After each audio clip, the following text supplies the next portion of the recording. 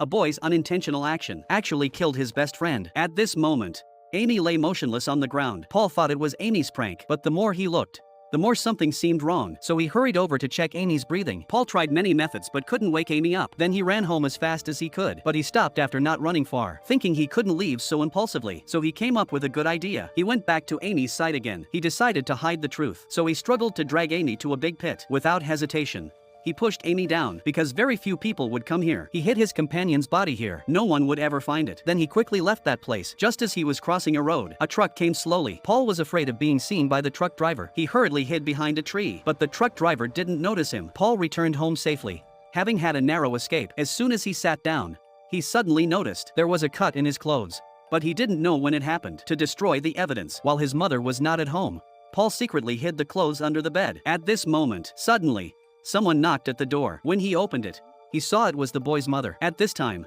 Paul forced down the fear in his heart. Innocently, he pointed to the opposite direction of the forest to Amy's mother. So Amy's mother seemed to see hope. She immediately took her family to search together. Unfortunately, they searched for a whole day and night but found nothing. There was no trace at all. Early the next morning, Paul heard a lot of noise downstairs. Looking through the window, he saw a police car was parked downstairs. It turned out that the boy's family had called the police to search for him. Even the morning newspaper's News Today was reporting the boy's disappearance. Overnight, the whole town was in a tense atmosphere to find the boy's whereabouts as soon as possible. The police officers asked the whole town to cooperate. After a day of investigation, they still couldn't find the boy's whereabouts, so they had to search around the town. No place could be missed. Paul was afraid that the truth would be exposed, so he also joined the search team. Just when everyone was about to reach the place where the body was hidden, Paul nervously hid at the back. Just when Paul thought things were about to be exposed, the police ordered to stop the search because of the heavy fog.